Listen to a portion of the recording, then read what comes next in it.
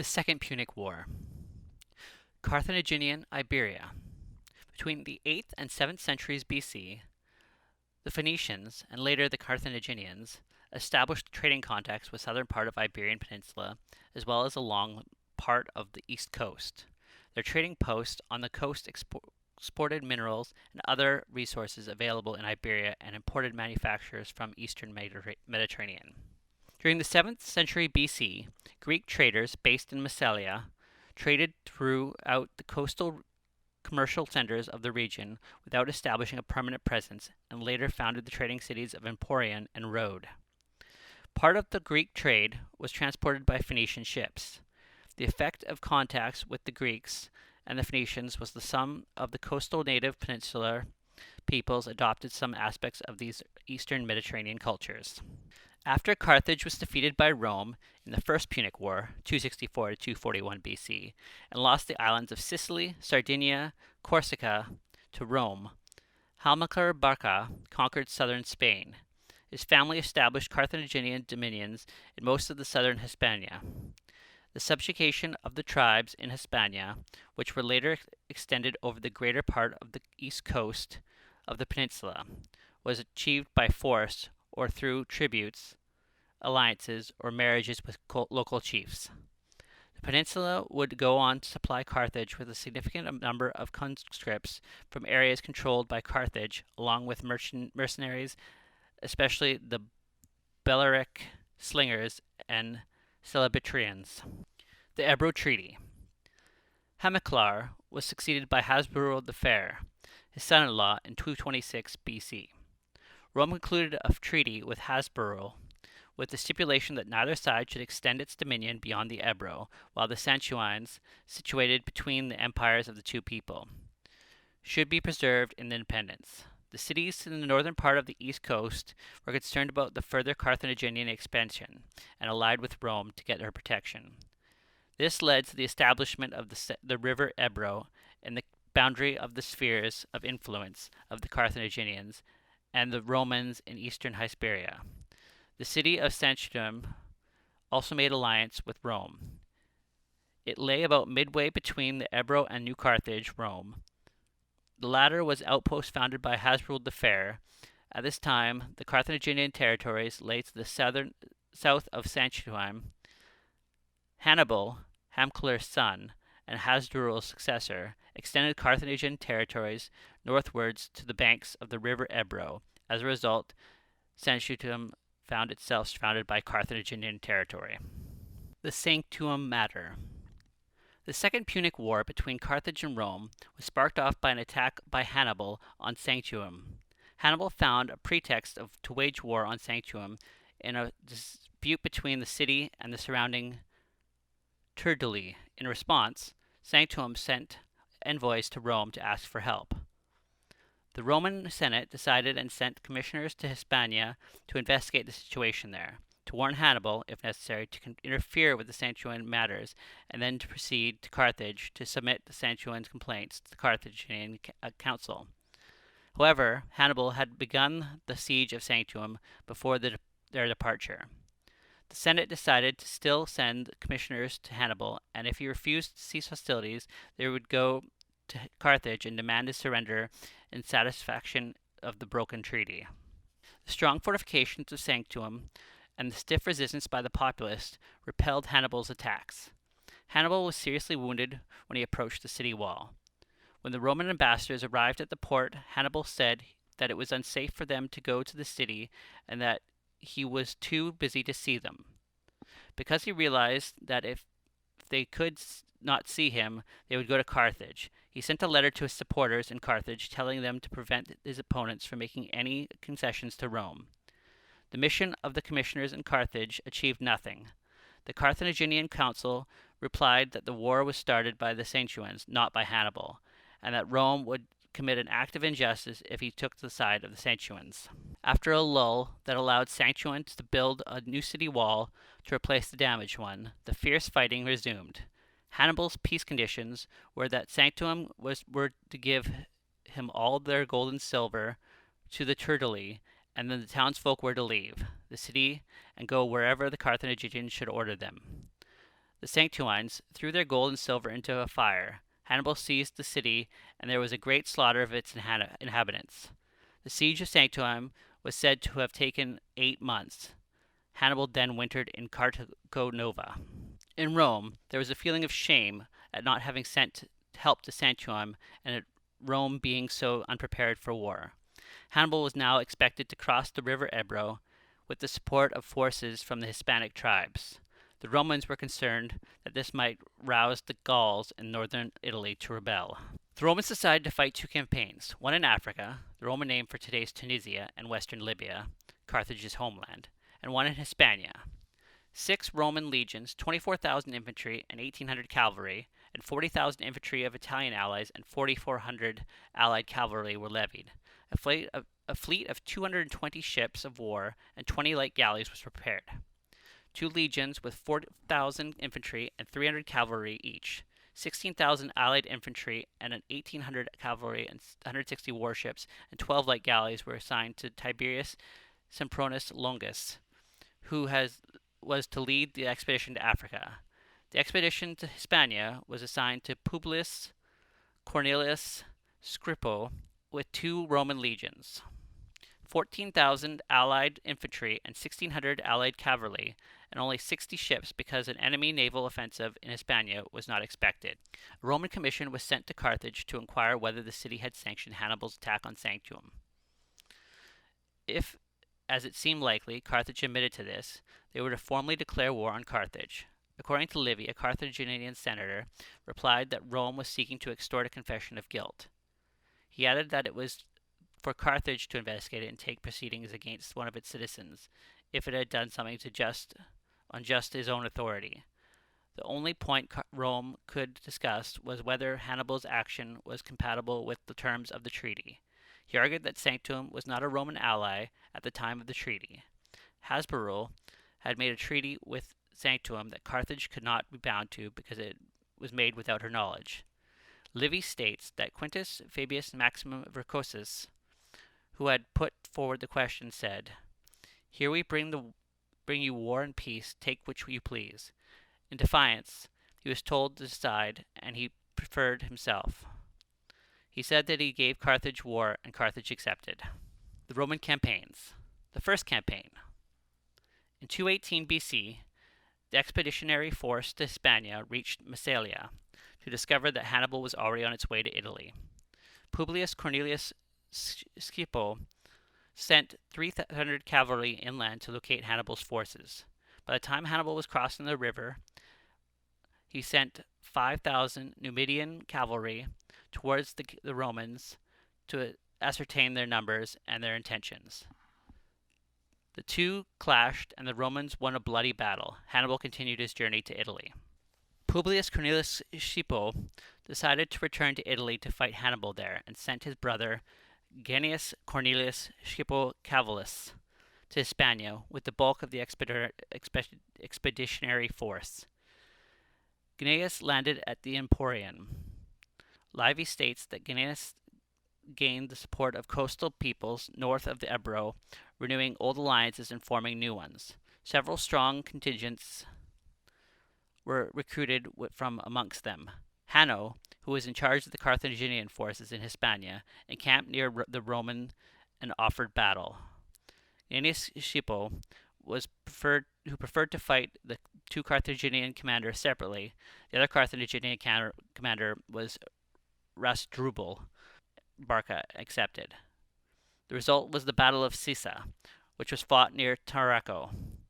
Hanno was defeated and lost 6,000 men, while 2,000 of his men, including those who were guarding the camp, were taken prisoner.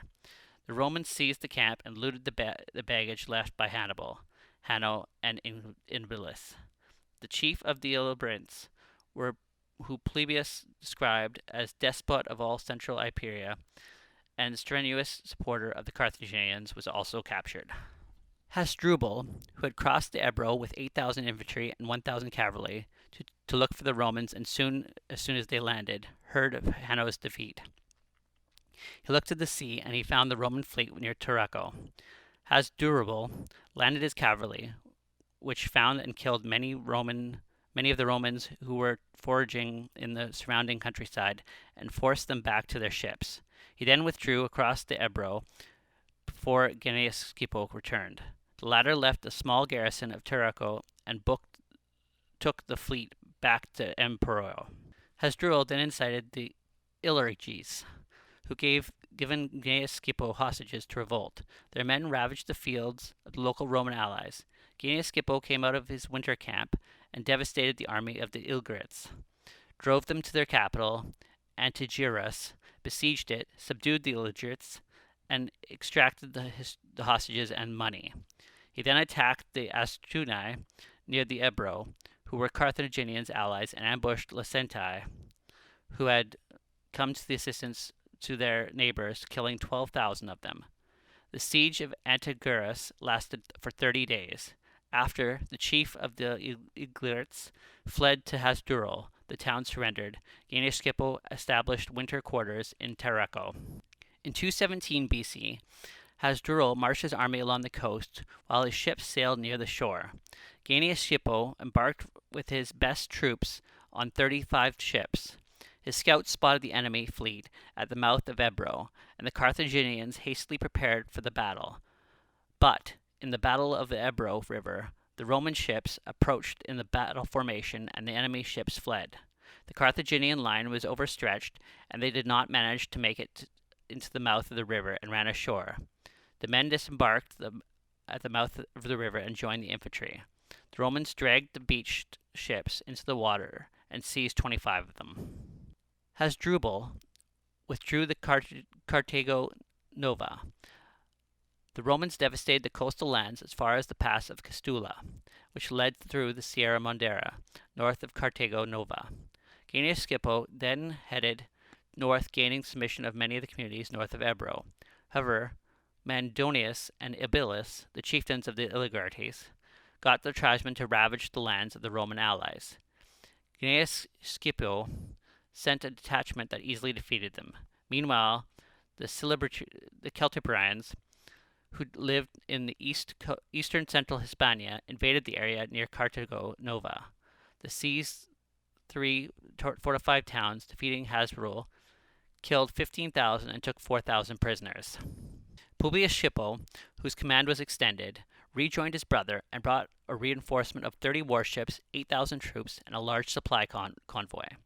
As Hasdrubal was occupied fighting the Celtiberians, the brothers marched to Sanctum. Gnaeus Scipio then took charge of the army, and Publius Scipio commanded the fleet. In 216 BC, after he received reinforcements of 4,000 infantry and 1,000 cavalry from Africa, Hasdrubal gave orders to the Carthaginian fleet to be put into readiness to protect Balearic Islands and the coast. There was a desertion of the naval captains who were no longer loyal after being heavily censured for cowardice and abandoning the fleet at the Battle of the Ebro River. The deserters had started an agitation amongst the Tartessi, and several cities revolted. Hasdrubal invaded the Tartessi territory, surrounded their camp, and won a battle. Hasdrubal was ordered by Carthage to make for Italy as soon as possible, and sent General Halmaker and his army to Hasdrubal's place. Hasdrubal hired Gallic mercenaries and sent off towards Ebro. The two Scipios prepared to meet him and try to stop him from joining Hannibal in Italy. They concentrated their forces at the Ebro and crossed the river. They decided to hinder his march by attacking Carthaginian allies. They prepared to besiege Hebra, a town near the Ebro that was the richest one of the area. Instead of coming to Hebra's aid, Hasdrubal attacked a town that was a recent Roman ally. The Romans abandoned the siege and headed towards Hasdrubal. The Carthaginians were routed to Hasdrubal, and he fled with a few followers. This secured the wavering tribes for Rome, forcing Hasdrubal to remain in Hispania. In 215 BC, Mago Barca, Hannibal's brother, was preparing to go to Italy with a force of 12,000 infantry, 1,500 cavalry, 20 elephants, and 60 warships. Carthage considered sending him to Hispania instead. However, Sardinia looked vulnerable as the Romans were sending fresh and undisciplined troops there, and the Sardinians were ready to rebel if they had a leader. Therefore, Mago was sent to Hispania, with Hasdrubal was sent to Sardinia. The town of Ilturgi which had gone over to the Romans, was attacked by 3 Carthaginian armies under Hasdrubal, Mago, and Hannibal, the son of Bomaclare. The Scipios forced their way through to the camps, brought corn, the town was in need of food, and encouraged the town to fight. The resultant battle was between 60,000 Carthaginians and 16,000 Romans, yet the Romans routed the enemy, which lost 16,000 men and 7 elephants. 3,000 men and 1,000 horses were captured. The 3 camps were seized. The Carthaginians attacked the nearby town of Itabili and recruited men from the area who were eager to fight for booty or pay to make off their losses. There was a second battle, and the Carthaginians lost 13,000 men. 2,000 men and 9 elephants were captured. Livy wrote that nearly all the tribes of Spain went over to Rome, and the successes gained in Hispania that summer were far greater than those in Italy. In 214 BC, Mago and Hasdrubal routed a large Hispanic force. All of Hispania south of Ebro would have defected from the Romans if Publius Cornelius Scipio had not quickly crossed the river while his allies were still wavering. At first, he encamped at the Castrum Album, probably modern Alcidian, whose citadel had been fortified and stocked with grain. However, the area which was filled with the enemy and the Roman column was attacked. The Romans moved to a quieter area and fortified a camp at Victory Mountain. Gaius Scipio arrived with all his troops. Hasdrubal, the son of Gisco, usually called Hasdrubal Gisco by modern writers, also arrived.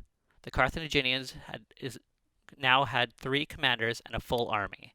The encampment across a river opposite the Roman camp.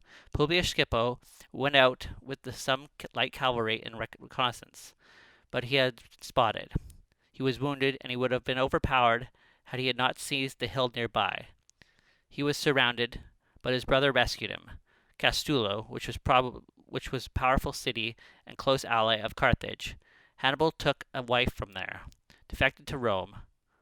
The Carthaginians set out to seize the Roman garrisons of Idalgurus. Gaius Scipio went to his aid with the legion in a light marching order, fought his way between the 2 Carthaginian camps, inflicted heavy losses on the besiegers, and entered the town.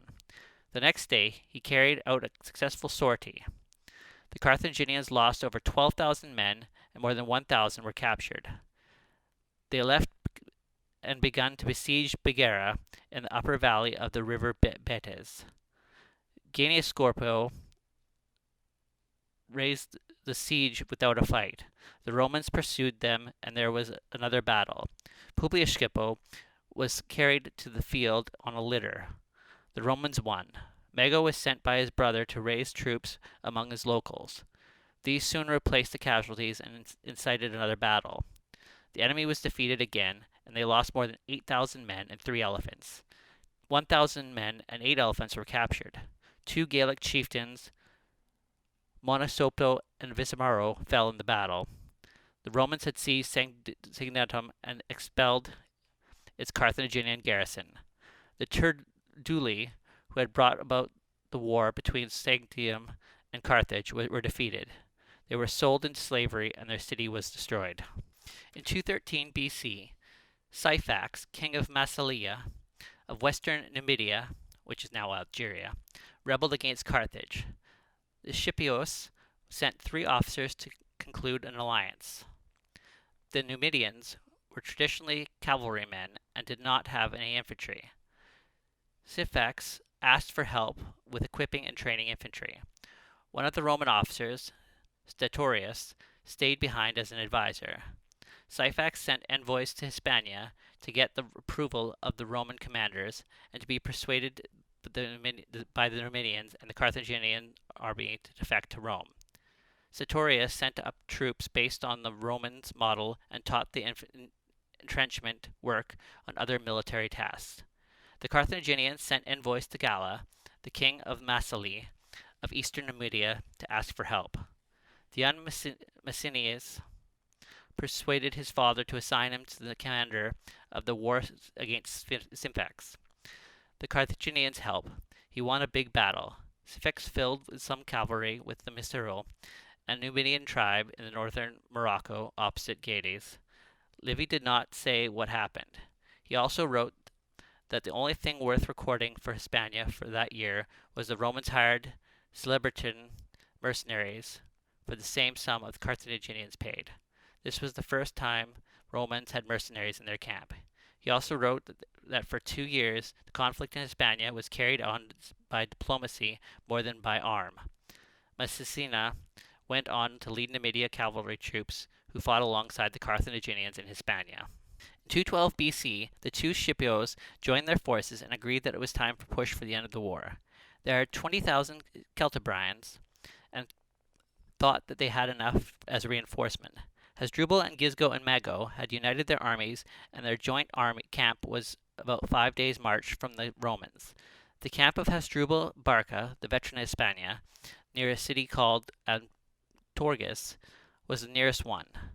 The two Scipios went to attack this first, but they were afraid that if they were defeated, the other Hasdrubal and Mago would withdraw to the forest and the mountains and prolong the war. Thus they divided their forces into two to cover the whole of Hispania.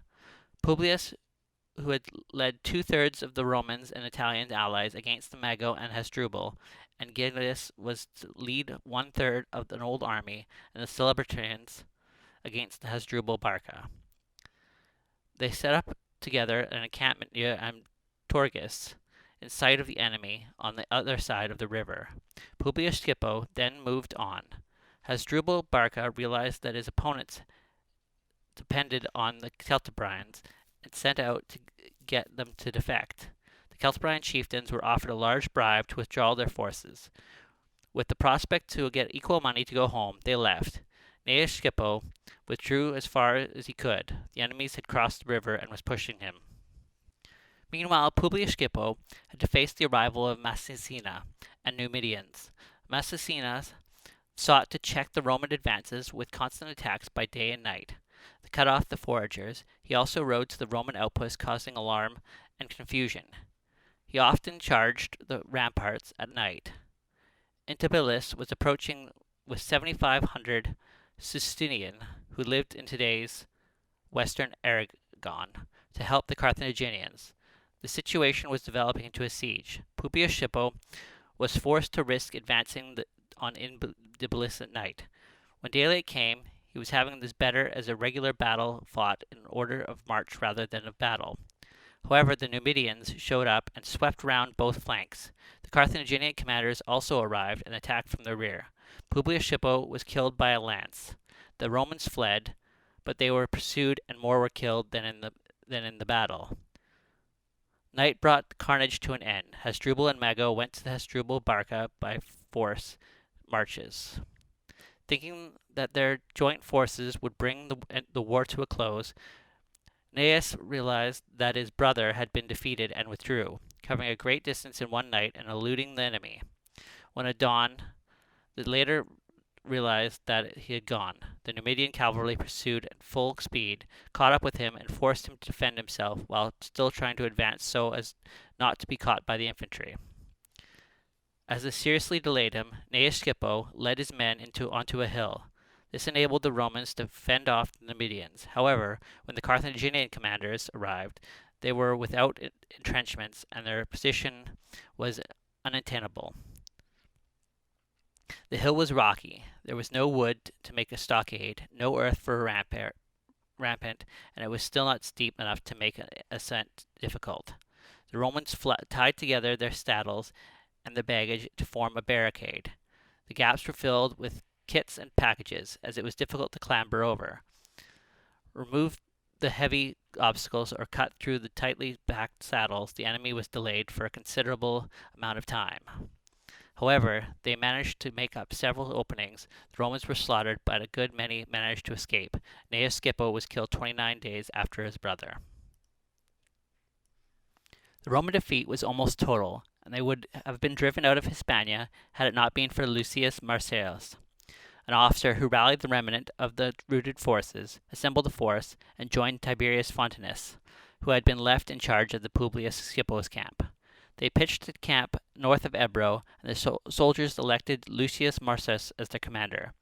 The defenses were strengthened, and the supplies were stored. Hasdrubal Gisgo crossed at the Ebro.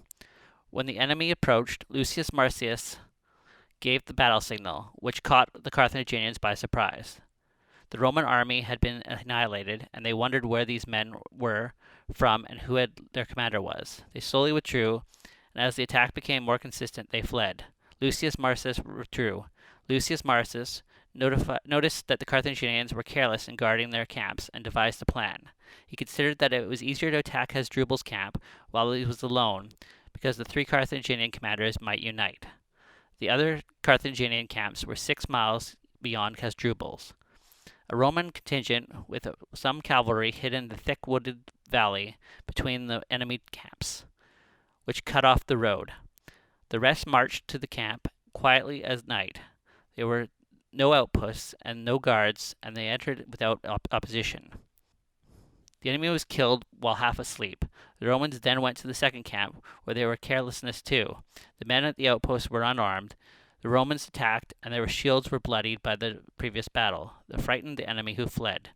Those who were not killed were driven out of the camp.